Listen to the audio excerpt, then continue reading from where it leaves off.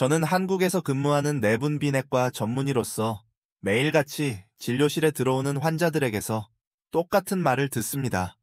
선생님, 요즘 그냥 조금 피곤해서요. 아마 나이가 들어서 그런 것 같아요. 하지만 진찰을 해보면 많은 분들이 자신도 모르는 사이에 당뇨 전 단계의 4가지 침묵의 신호를 가지고 있다는 사실이 저를 소름 돋게 만듭니다. 밤에 자주 소변을 보거나 계속되는 갈증, 잠깐 흐려지는 시야목 주위 피부가 어두워지는 현상 같은 아주 작은 신호들이 사실은 몸이 보내는 구조 신호입니다. 너무 미세해서 대부분의 한국인들이 늦기 전까지는 이를 무시합니다. 우리 몸은 마치 온돌 난방 시스템과도 같습니다. 단 한 군데의 배관이 막혀도 집 전체가 차가워질 수 있습니다. 오늘 저는 이 시스템이 무너지기 전에 그 막힌 배관을 어떻게 발견하는지 알려드리겠습니다. 이 신호들 중 단 하나라도 느낀 적이 있다면 이 영상을 끝까지 보시기 바랍니다. 마지막에는 이 상태를 완전히 되돌릴 수 있도록 돕는 4주 로드맵을 알려드릴 것입니다. 올해 당신의 건강에 가장 중요한 영상이 될 수 있습니다. 제가 가장 먼저 알려드리고 싶은 첫 번째 침묵의 신호는 바로 몸의 작은 변화들을 스스로 무시하는 것입니다. 저는 한국의 수천 명의 노년층 환자들을 진료해왔는데 가장 무서운 공통점은 심각한 병을 가지고 있다는 것이 아니라 초기 신호들을 모두 무시한다는 점입니다.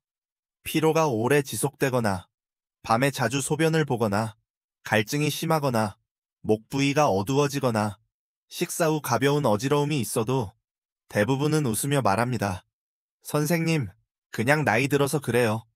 하지만 바로 그 생각이 병을 조용히 진행시키는 원인입니다. 우리 몸속 포도당 대사는 한국 가정의 온돌 시스템과 매우 비슷합니다. 일부가 막혀 있어도 집은 여전히 따뜻해 보일 수 있습니다. 하지만 신경 쓰지 않으면 어느 날 갑자기 방이 얼음처럼 차가워지고 이유를 알 수 없게 됩니다. 인슐린 저항성, 즉 당뇨 전 단계로 가는 길목은 서서히 막혀가는 온돌 배관과 같습니다. 처음에는 모호한 증상만 나타납니다. 그 후에는 에너지가 떨어지고 혈당이 상승하고 몸의 자연 리듬이 무너지기 시작합니다. 문제는 이미 심각해졌을 때 비로소 명확하게 드러난다는 것입니다. 과학적으로 보면 이는 당신의 세포가 더 이상 문을 열어 인슐린이 포도당을 세포 안으로 운반하도록 허락하지 않는 상태입니다. 포도당은 혈액 속에 머물며 혈당을 올리고 세포는 에너지 부족 상태가 됩니다. 피곤함 흐려지는 시야단 음식에 대한 갈망 과도한 갈증이 나타나는데도 사람들은 스스로 별거 아니겠지라고 생각합니다. 이 무시는 첫 번째 침묵의 신호이며 뒤에 이어질 14가지 신호 못지않게 위험합니다. 하지만 좋은 소식은 이 첫 번째 신호를 알아챘다면 이미 전체 진행을 멈추는 첫 발을 내디딘 것입니다. 알아차리지 못하는 것이 가장 위험하고 알아차리는 순간부터 통제권을 되찾는 과정이 시작됩니다. 당신은 이런 무시의 패턴에 빠져 있다는 것을 느끼십니까? 혹은 단지 나이 때문이겠지라고 생각하며 이상한 느낌을 지나친 적이 있습니까? 만약 제가 한 말이 당신 또는 당신의 가족에게 해당된다고 느껴진다면 알려주십시오. 제가 다음 침묵의 신호들을 깊이 있게 계속 설명하길 원한다면 좋아요를 누르고 아래 숫자 1을 댓글로 남겨주세요. 이 신호들은 조기에 발견하면 생명을 구할 수 있습니다. 우리가 무시라는 첫 번째 침묵의 신호를 이해했다면 이제 두 번째 침묵의 신호를 깊이 살펴봐야 합니다. 그것은 바로 지속적인 야간뇨와 지나친 갈증입니다. 이는 제가 한국의 노년층 환자들에게서 가장 흔하게 보는 증상이자 가장 쉽게 노화로 착각하는 증상이기도 합니다. 많은 분들이 밤에 2~3번씩 화장실에 가거나 입이 계속 말라서 물을 자주 마신다고 말합니다. 하지만 이 평범해 보이는 행동들은 신장이 혈액 속 과도한 포도당을 처리하기 위해 과부하 상태라는 명확한 신호입니다. 과학적으로 설명하자면 혈당이 지나치게 높아지면 신장은 포도당을 희석해 배출하기 위해 세포에서 물을 끌어와 소변으로 보냅니다. 이 과정에서 탈수가 발생하고 갈증 신호가 계속 활성화됩니다. 아무리 물을 마셔도 갈증이 해소되지 않고 갈증, 음수, 배뇨의 순환이 끝없이 반복됩니다. 특히 한국의 노년층에서는 추운 계절이나 건조한 계절에 이 현상을 단순 탈수나 밤에 따뜻한 차를 마시는 습관으로 착각하기 쉽습니다. 가장 흔한 오해는 밤에 물을 많이 마셔서 야간뇨가 생기거나 방광이 약해져서 그렇다고 생각하는 것입니다. 하지만 질문을 더하고 식후 혈당을 측정해보면 거의 항상 같은 패턴이 나타납니다. 탄수화물 위주의 저녁 식사 후 혈당이 크게 상승하는 것입니다. 한국에서는 저녁 식사가 하루 중 가장 큰 식사이며 흰 쌀밥, 면, 진한 국물, 달콤한 과일이 자주 포함됩니다.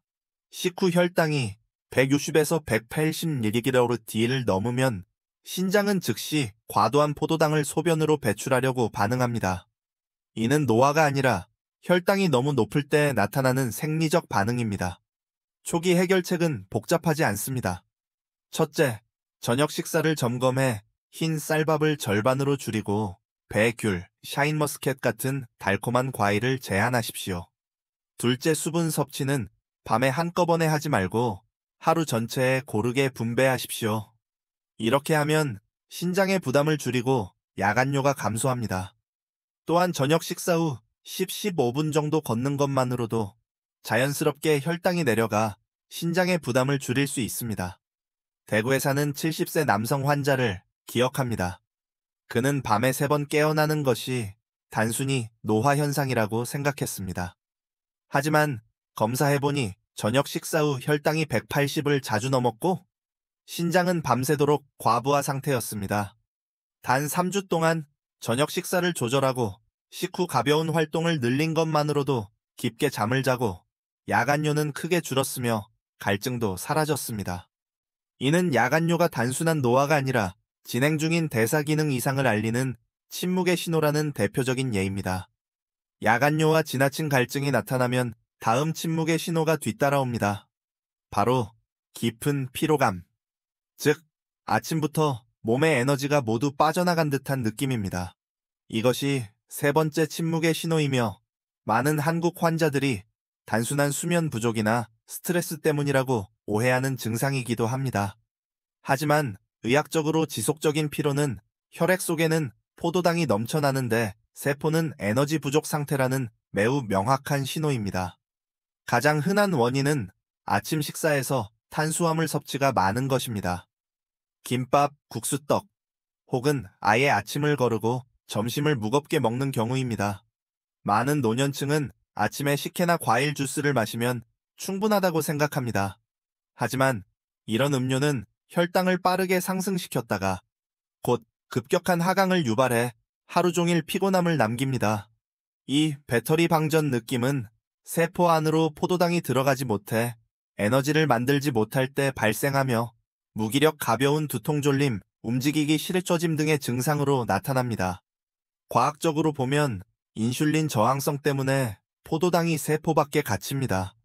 몸은 에너지를 만들려고 하지만 필요한 연료가 부족한 상태입니다. 마치 온돌배관이 막혀 있는데 난방을 켜려는 것과 같습니다.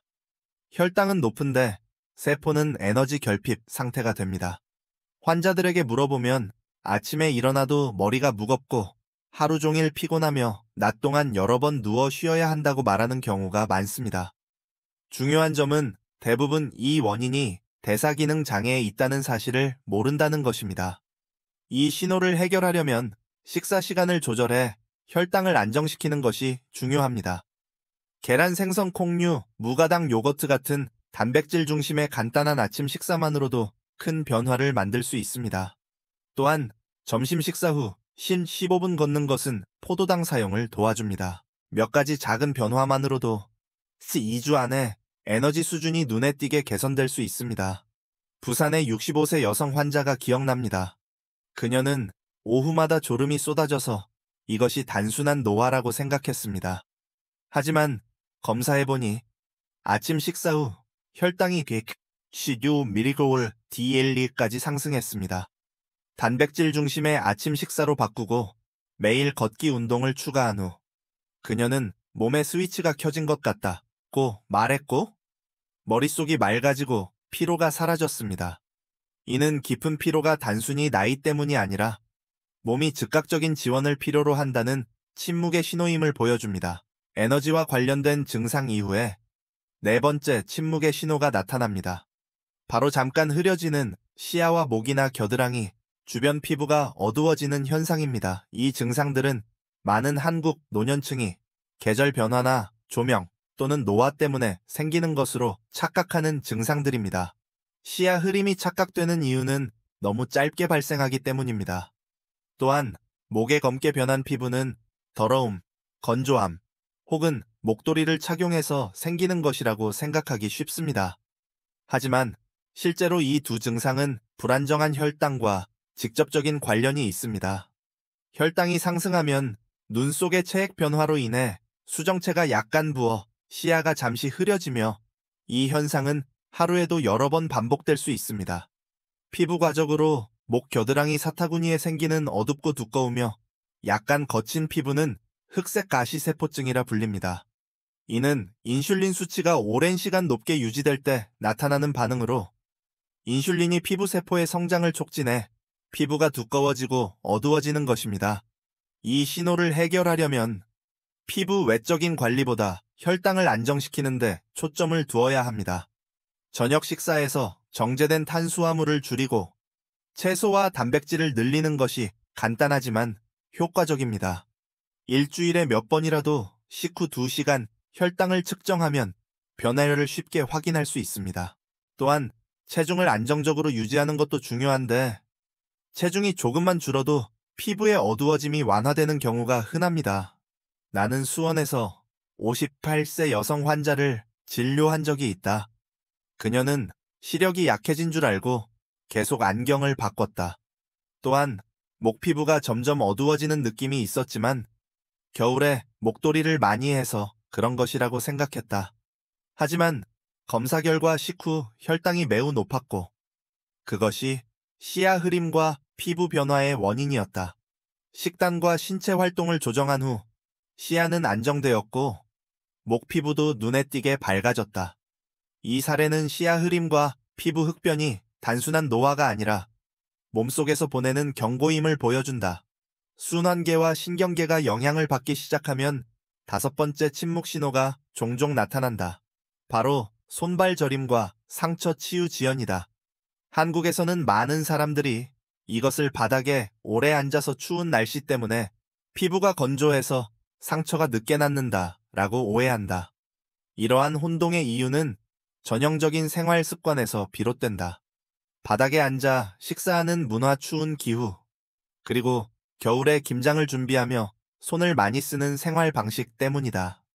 하지만 의학적으로 손발 저림과 상처 치유 지연은 종종 오래 지속된 고혈당과 직접적으로 관련된다.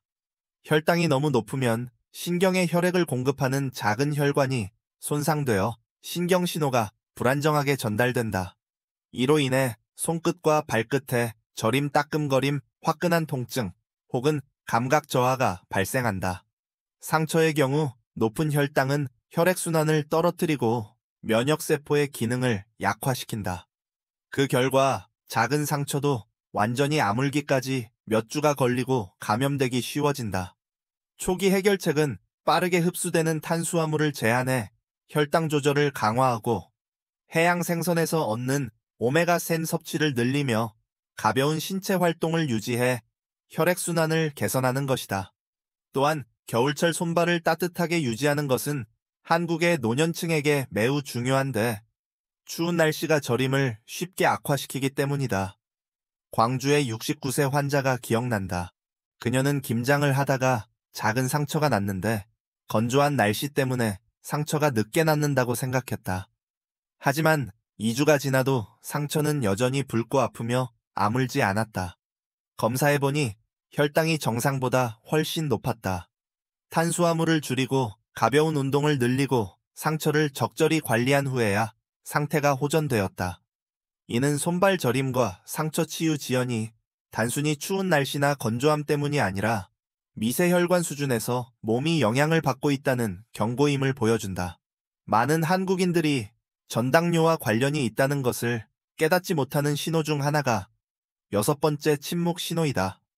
바로 지속적인 단맛 갈망과 늘어나는 복부 지방이다. 환자들은 이것을 입맛이 변했다. 날씨 때문에 피곤하다.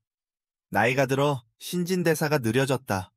라고 여기지만 내분비내과 의사인 내 관점에서는 인슐린이 오랫동안 과부하 상태에 있었다는 신호다. 근본 원인은 익숙한 한국인의 생활 패턴에서 비롯된다. 늦은 저녁에 흰 쌀밥, 사골국 냉면 떡볶이 같은 탄수화물 많은 음식을 먹고 그 뒤에 샤인머스켓, 한국배, 제주 감귤 같은 달콤한 과일을 디저트로 먹는 습관이다. 여기에 저녁 식사 때 마시는 소주나 막걸리는 혈당을 급격히 상승시키며 인슐린이 갑작스러운 포도당 증가를 처리하기 위해 더 강하게 작동하도록 만든다. 인슐린이 오랫동안 높은 상태로 유지되면 몸은 이미 배가 부른 상태에서도 잘못된 배고픔 신호를 보내어 단맛이나 탄수화물을 계속 찾게 된다. 과학적으로 인슐린은 에너지 저장 호르몬이다. 인슐린 수치가 오랫동안 높은 상태에서 제대로 사용되지 않으면 몸은 포도당을 지방, 특히 간장 복부 주변의 내장 지방으로 빠르게 전환한다. 이는 단순한 미용 문제가 아니라 대사증후군의 가장 위험한 요소이며 제2형 당뇨병, 심혈관 질환, 뇌졸중의 주요 원인이다. 놀랍게도 많은 환자들이 체중은 크게 늘지 않지만 허리둘레는 꾸준히 증가한다. 이 침묵 신호를 조절하기 위한 해결책은 한국 문화에서 가장 중요한 식사인 저녁을 조정하는 것에서 시작한다. 3분할 규칙을 적용한다. 채소 1, 단백질 1, 천천히 흡수되는 탄수화물 1. 이는 인슐린을 안정시키고 단맛 갈망을 줄이는 데 도움이 된다. 또한 오후 6시 이후 달콤한 과일을 줄이고 베리류나 견과류로 대체하는 것은 작지만 효과적인 변화다. 저녁 식사 후 15분 걷는 것도 포도당을 더 효율적으로 사용하게 하여 복부 지방 축적을 줄인다. 서울의 66세 남성 환자가 기억난다. 그는 겨울철 활동량이 줄어 복부가 나온 것이라고 생각했다. 저녁 식사에 대해 물었을 때 그는 종종 밥 2공기, 막걸리 1병, 그리고 감귤 여러 개를 먹는다고 말했다. 3분할 규칙에 따라 저녁을 조정하고 술을 줄이며 가벼운 운동을 추가한 결과 단 한 달 만에 허리둘레가 4cm 줄었다. 이는 단맛 갈망과 복부지방 증가가 나이가 아니라 조용히 진행되는 대사 불균형의 신호임을 보여준다. 신체적 증상 이후 많은 사람들이 예상하지 못하는 곳에서 7번째 침묵 신호가 나타난다. 바로 기분과 집중력이다. 한국의 많은 노년층 환자들은 짜증, 우울감, 머리가 무거운 느낌, 약속이나 물건 위치 같은 간단한 것을 기억하기 어려워져 병원을 찾는다. 이들은 이를 노화나 스트레스로 생각하지만 대사 관점에서는 혈당 불안정에 대한 뇌의 반응 신호이다. 가장 흔한 원인은 정제된 전분 위주의 식단과 오후에 케이크, 달콤한 과일, 당분이 든 음료 등을 간식으로 먹는 습관이다. 혈당이 급격히 오르고 떨어지면 뇌는 정상적인 기능을 유지할 만큼의 포도당을 공급받지 못한다. 마치 전기가 불안정할 때 집안의 전등이 깜박이는 것처럼 뇌는 갑작스러운 피로, 집중력 저하, 짜증, 심지어 불안을 유발한다. 과학적으로 뇌는 포도당에 전적으로 의존한다. 혈당이 크게 변동하면 세로토닌과 도파민의 균형이 깨져 기분 변화가 나타난다. 환자들은 더 민감해지고 쉽게 화를 내고 이유 없이 우울해질 수 있다. 많은 한국 노년층 환자들은 자신이 더 이상 예전 같지 않다, 인내심이 사라졌다, 머리가 뿌옇다고 표현한다. 이 상태를 줄이는 해결책은 균형 잡힌 식사로 혈당을 안정시키고 특히 오후에 빠르게 흡수되는 당을 피하는 것이다. 견과류, 무가당, 요거트, 소량의 단백질을 간식으로 섭취하면 뇌에 안정적인 에너지가 공급된다. 또한 최소 7시간의 충분한 수면은 뇌가 회복되고 기분 관련 호르몬이 조절되는 데 도움이 된다. 478 호흡법은 스트레스를 줄이고 뇌에 산소 공급을 늘리는 데 효과적인 방법이다. 대전에서 만난 72세 환자가 기억난다. 그는 이유 없이 아내와 자녀에게 화를 자주 냈다. 그는 자신이 나이가 들어 스트레스를 많이 받는다고 생각했다. 하지만 아침과 오후의 혈당을 측정해보니 혈당 변동폭이 매우 컸다. 식단을 조정하고 당분을 줄이며 오후에 짧은 산책을 추가한 후 그의 기분은 크게 안정되었다. 그는 머리가 맑아진 느낌이다 라고 말하기도 했다. 이는 감정과 집중력이 단순한 심리 문제가 아니라 몸속의 깊은 대사 상태를 반영한다는 것을 보여준다. 7가지 중요한 침묵 신호를 나열하고 분석한 후 마지막 침묵 신호, 8번째 신호에 도달하게 된다. 바로 미루는 습관과 내일 하면 되지라는 마음가짐이다. 이것은 신체적인 증상은 아니지만 많은 한국인들이 전당뇨가 실제 당뇨병으로 진행되기 전에 황금 같은 기회를 놓치게 만드는 요인이다. 이 미루는 습관의 원인은 방심과 가족을 자신보다 우선시하는 성향에서 비롯된다. 한국 문화에서 매우 흔한 특성이다. 많은 노년층은 손주 돌보기 요리 청소 자녀를 도우느라 바쁘지만 정작 자신의 건강은 소홀히 한다. 몸이 신호를 보내도 이를 무시하거나 그냥 피곤한 거지. 내일이면 괜찮아질 거야 라고 스스로를 설득한다. 과학적으로 하루를 미루는 것은 높은 혈당이 몸을 조용히 계속 손상하도록 내버려 두는 것을 의미한다. 지속적인 고혈당은 작은 혈관, 신경, 신장, 눈, 심장을 손상시킨다. 하지만 가장 중요한 점은 다음과 같다. 몸은 적절한 시기에 올바른 도움을 받으면 매우 빠르게 회복될 수 있다. 단 한 달만 올바르게 변화해도 혈당은 상당히 개선되고 인슐린 수치는 낮아지며 많은 증상이 사라진다. 한국 환자들에게 내가 적용하는 최적의 해결책은 간단하지만 효과적인 4주 로드맵이다. 1주차, 흰 탄수화물을 줄이고 현미 고구마 같은 천천히 흡수되는 탄수화물로 대체한다. 하루 2.0건보 추가. 2주차 혈당 변동을 막기 위해 아침 식사에 단백질 추가 달걀, 생선콩, 무가당 요거트가 적합하다. 3주차 제때 잠자리에 들고 취침 전 화면 노출을 제한하며 오후 6시 이후 단 것을 줄인다.